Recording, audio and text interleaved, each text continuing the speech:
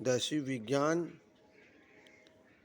छत्तीसगढ़ माध्यमिक शिक्षा मंडल रायपुर के निर्देशानुसार आपको प्रयोग क्रमांक 2 उद्देश्य कांच के आयताकार गुटके का अपवर्तनांक ज्ञात करना अथवा अपवर्तन के नियमों का सत्यापन करना है। ये प्रयोग 2 है। आपको ये प्रयोग किस प्रकार से करना है और कॉपी में कैसे लिखना है मैं आपको बताऊंगा। ये प्रैक्टिकल बहुत इंपॉर्टेंट चीज़ होता है आपके मार्किंग नंबर के लिए।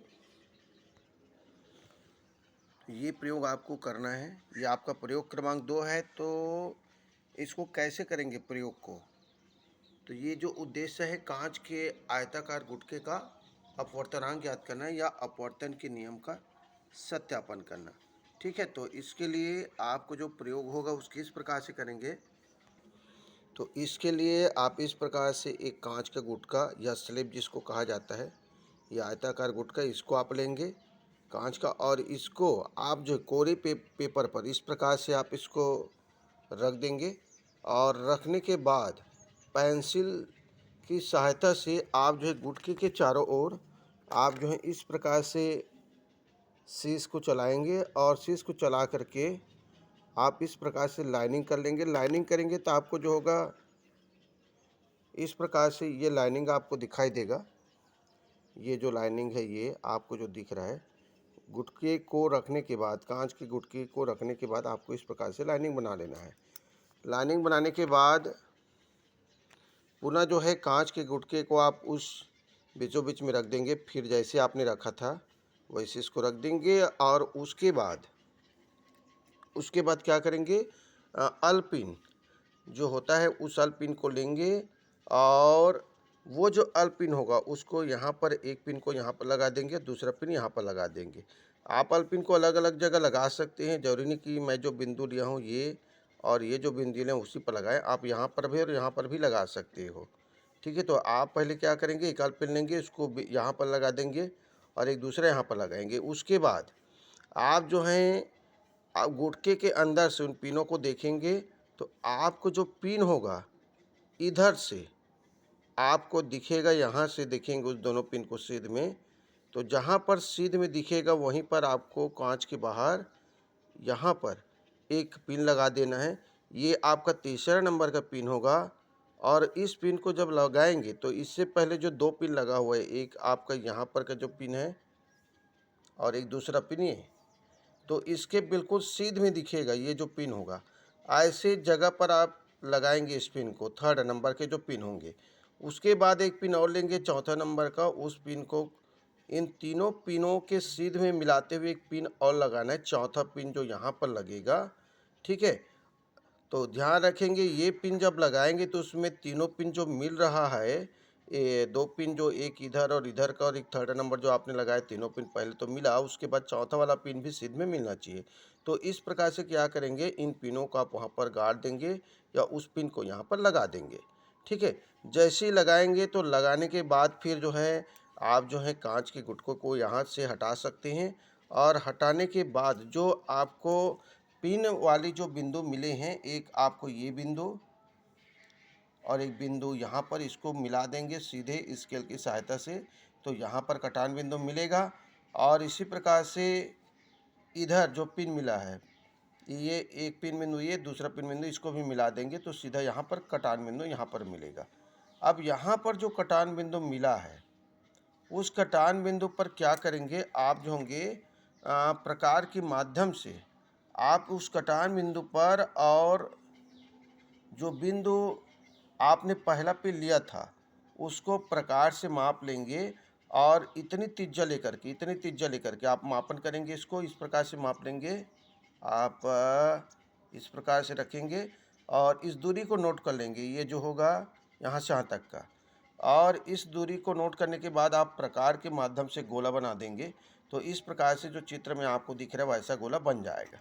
जैसे ही गोला बनेगा, है ना, तो उसके बाद फिर आपको क्या करना है, ये जो बिंदु आपको जो मिला हुआ है, ये जो बिंदु है, इस बिंदु पर आपको जो चांदा होता है उसकी सहायता से यहाँ इस बिंदु पर रख करके 90 डिग्री का कोण बना करके आप यहाँ पर पॉइंट नोट कर लेंगे। और उसके बाद इसी बिंदु से, ये बिंदु जो आपने पॉइंट नोट किया है और ये बिंदु, इसको मिला करके इस प्रकार से सीधी रेखा खींचेंगे। इस प्रकार से ये जो होगा अभिलंब होगा।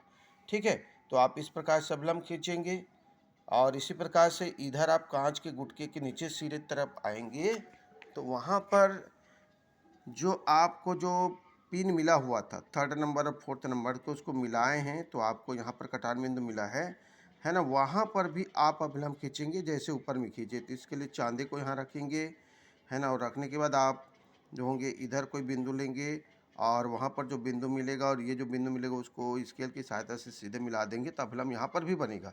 तो एक अभिलंब आपको यहाँ पर मिलेगा, ये जो है अभिलंब, और एक अभिलंब जो होगा आपको ये मिलेगा।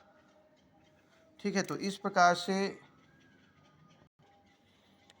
से आपको ये पूरा पेपर पर ये ऐसा चित्र आपको मिल जाएगा। तो इसके बाद पुनः क्या करना है, आपको एक दो काम और करना है। एक जो है आपको जो यहाँ पर जो बिंदु पिन वाला मिला था, पहला बिंदु वाला, वहाँ से आप इस पर लम्ब डाल देंगे।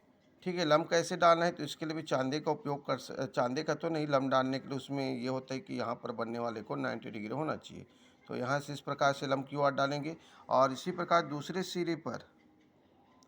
सिरे पर यहाँ पर जो वृत्त आपने खींचा है ना, वृत्त के पहले बिंदु पर यहाँ पर क्यू पर आपने लम्ब इस पर डाला और इसी प्रकार से यहाँ पर जो कटान बिंदु मिलेगा ये आप इसको, ये कटान बिंदु और इस कटान बिंदु को मिला देंगे। तो मिलाने से ये जो रेखा बनेगा उस पर ये जो वृत्त होगा यहाँ पर काटेगा। तो जहाँ पर काटेगा वहीं से आपको इस बिंदु से क्या करना है, आपको ये जो अभिलंब है इस पर पुनः लम्ब डालेंगे। ये जो लम्ब होगा आपका एस्ट होगा। ठीक है, अब इसके बाद जो सूत्र होता है अपवर्तनांक के लिए, कांच का अपवर्तनांक आपको निकालना है क्योंकि इसमें प्रकाश जो है, प्रकाश क्या हो रहा है, वायु से कांच में जा रहा है। तो पहले आप देखेंगे इधर से वायु से इधर कांच में प्रकाश गया तो ये आपतित किरण हो जाएगा, ये जो किरण होगा ये अपवर्तित किरण होगा और इसी प्रकार से ये जो होगा आपका निर्गत किरण हो जाएगा। तो ठीक है, तो इस प्रकार से यहाँ पर ये आपतन कोण मिलेगा। आपतित किरण जो अभिलंब के साथ जो कोण बनाएगा आपतन कोण, इसको आई से प्रदर्शित करेंगे और इसी प्रकार से यहाँ पर जो कोण मिलेगा ये जो होगा आपका अपवर्तन कोण हो जाएगा। ये अपवर्तित किरण होगा, ये जो आपको जो दिख रहा है अपवर्तित किरण हो जाएगा।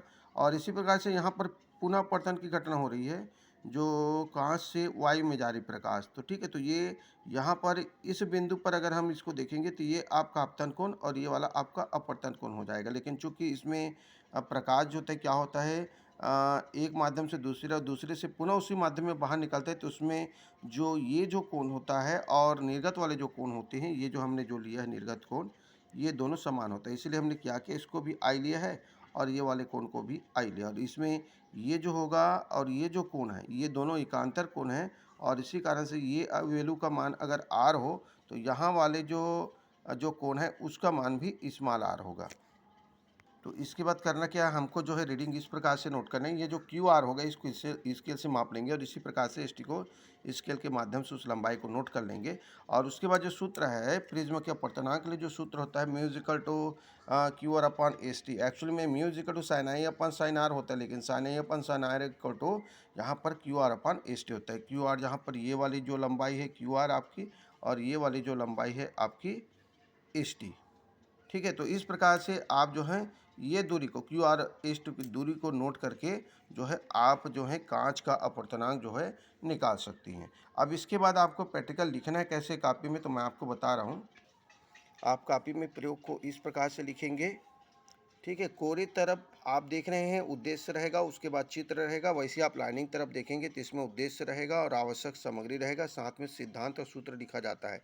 इसके बाद दूसरे पेज में जाएंगे तो आपका कोरी तरफ प्रेक्षण अवलोकन सारणी होगा, उसके बाद गणना और परिणाम लिखा जाता है। इसी प्रकार से लाइनिंग तरफ जाएंगे तो इसमें आपका उद्देश्य आवश्यक सामग्री सूत्र सिद्धांत हो गए। तो उसके बाद आप प्रयोग विधि को लिखेंगे, जैसे यहाँ पर लिखा हुआ है प्रयोग विधि को लिखने के बाद थर्ड वाले जो पेज है उसमें क्योंकि कोरी तरफ का पूरा कंप्लीट हो चुका है तो लाइनिंग तरफ जो पेज होगा उसमें आपका जो बचा हुआ है प्रयोग विधि के बाद जो परिणाम होता है और जो सावधानी होती है उसको लिखेंगे। तो इस प्रकार से लिखने का तरीका है ना। आप कैसे लिखेंगे, कोरी तरफ आपको जो लिखना है उद्देश्य लिखना है, उद्देश्य के बाद चित्र बनाएंगे और चित्र के बाद जो होगा आपका परीक्षण या अवलोकन सारणी होगा और उसके बाद फिर आप जो हैं गणना करेंगे और गणना के बाद परिणाम लिखा जाता है।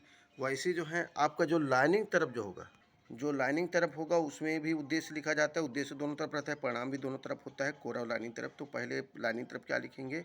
उद्देश्य लिखेंगे। उद्देश्य के बाद आवश्यक सामग्री रहेगा।